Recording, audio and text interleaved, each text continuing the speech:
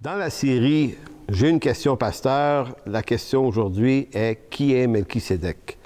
Si donc vous avez des questions, vous pouvez aussi me les faire parvenir en écrivant à l'adresse qui apparaît au bas de l'écran. Donc, qui est Melchisédek? Évidemment, vous le savez, si vous lisez votre Bible depuis un bon bout de temps, vous savez à quel point ce personnage est énigmatique. Personnage qui apparaît dans Genèse 14 pour la première fois, dans une rencontre avec Abraham. On le revoit dans le psaume 110, dans un psaume messianique. Il réapparaît ensuite dans la lettre aux Hébreux, chapitres 5, 6 et 7. Et il est placé comme modèle de sacrificateur auquel on va rattacher la sacrificature de Jésus-Christ. Donc, c'est de ça dont il s'agit. Je fais juste lire rapidement le texte d'Hébreux 7.3 et on va voir d'où part l'énigme sur Melchisédek. C'est qu'il est dit de lui, l'Écriture ne lui attribue ni père, ni mère, ni généalogie, ni naissance, ni mort. Elle le rend ainsi semblable au Fils de Dieu et il demeure prêtre pour toujours. Donc, évidemment, lorsqu'on lit cette déclaration-là, entendre parler d'un homme qui serait sans père, sans mère, sans généalogie, sans naissance, sans mort, ça nous le fait paraître comme étant un être d'une substance complètement différente de tous les autres. Donc, certains ont pensé qu'il était une théophanie, donc une apparition divine dans l'Ancien Testament, d'où son importance du Dieu très haut, qui tient sa sacrificature du Dieu très haut. D'autres ont pensé qu'il était une Christophanie, donc une apparition de Christ, de Jésus-Christ. D'autres ont pensé, bon, c'est peut-être un ange finalement.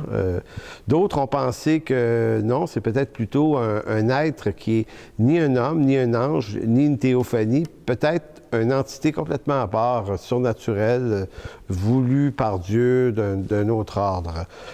Moi, personnellement, je pense qu'il est un homme et je vais essayer d'expliquer pourquoi, s'il est un homme, pourquoi on lui attribue ni père, ni mère, ni généalogie, ni naissance, ni mort. Donc, voyons d'abord le texte de Genèse 14, verset 18, qui va dire de lui, Melchisédek, roi de Salem, fit apporter du pain et du vin. Il était sacrificateur du Dieu très haut et il bénit Abraham. Et le reste du texte nous raconte qu'Abraham lui remit la dîme de tout le butin. Donc, le texte en dit pas plus long que ça. Sinon, un détail qui ne doit pas passer inaperçu, c'est qu'il est sacrificateur et il tient cette fonction du Dieu très haut. Il ne la tient pas d'une descendance généalogique, il la tient du Dieu très haut. Dans le psaume 110, psaume messianique qui annonçait la venue du Messie Jésus, voici ce qui était prévu d'avance. L'Éternel l'a juré, ne s'en repentira point. Tu es sacrificateur pour toujours, à la manière de Melchisédek. Ça prévoit ici que Jésus, le Messie, lorsqu'il va venir, n'appartiendra pas à la descendance de grands prêtres, de sacrificateurs de la maison d'Aaron. Ce qui est quand même particulier, parce que c'était ce qui était prévu dans la loi. Donc déjà, dans l'Ancien Testament, on a l'amorce de cette idée que ce sera d'un autre ordre que sera le sacrificateur et le Messie, Jésus. Et le texte ici nous parle bien qu'il est sacrificateur à la manière de Melchisédek et non pas selon l'ordre. Effectivement, Melchisédek n'appartenait pas à un ordre, une descendance, mais il appartenait à du Dieu très haut. C'est de là vient sa sacrificature.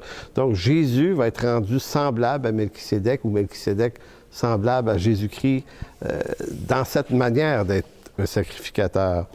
Maintenant, pourquoi je défends la thèse que Melchisédek est un homme? Eh bien, parce que dans Hébreux 5.1, il est écrit ceci. En effet, tout grand prêtre pris parmi les hommes est établi en faveur des hommes dans le service de Dieu afin de présenter des offrandes et des sacrifices pour le péché. La version sommaire, qui traduit peut-être plus justement l'idée, va dire « Tout grand prêtre est choisi parmi les hommes. » Choisi parmi les hommes, cette idée nous rend l'idée suivante, au fond. C'est que pour être un sacrificateur, on doit être un homme.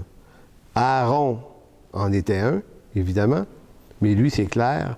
Jésus en était un aussi, c'est-à-dire qu'il est le Fils de Dieu, il est Dieu et le Fils de Dieu, mais pour pouvoir offrir un sacrifice pour le péché du monde, il devait agir en tant qu'homme sacrificateur. C'est ce que le texte sous-entend vraiment clairement, Hébreux 5. Donc, si Aaron et Jésus ont dû être des hommes, et que le texte affirme qu'un sacrificateur doit être un homme, et que Jésus l'est à la manière de Melchisédek, il n'y a pas de raison de penser que Melchisédek n'était pas non plus un homme. Maintenant, ça nous laisse encore avec une énigme. Pourquoi dit-on de Melchisédek, s'il est un homme, qu'il est sans père, sans mère, sans généalogie, sans naissance et sans mort? Hébreux 7.3. Eh bien, la raison est peut-être assez simple au fond.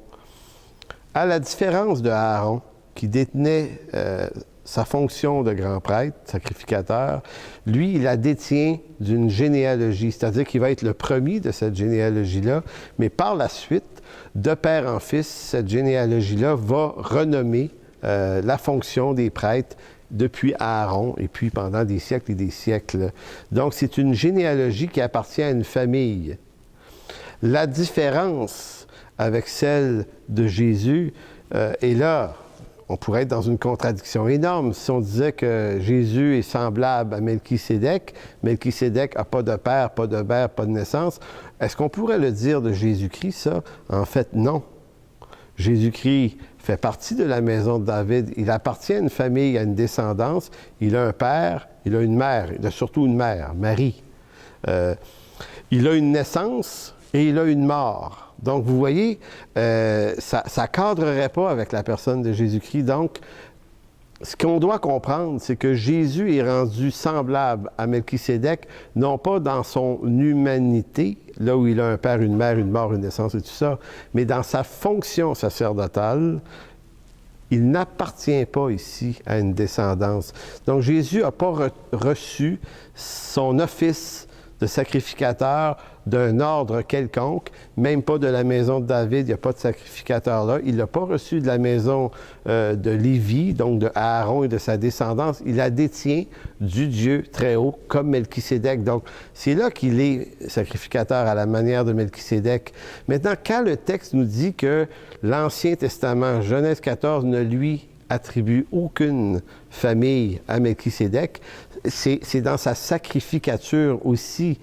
Melchisédek a certainement eu une naissance, une mort, un père, une mère, une généalogie, mais son office de sacrificateur n'appartient pas à cette descendance. Elle appartient au Dieu très haut. Donc, ça serait une façon de régler un peu l'énigme Melchisédek.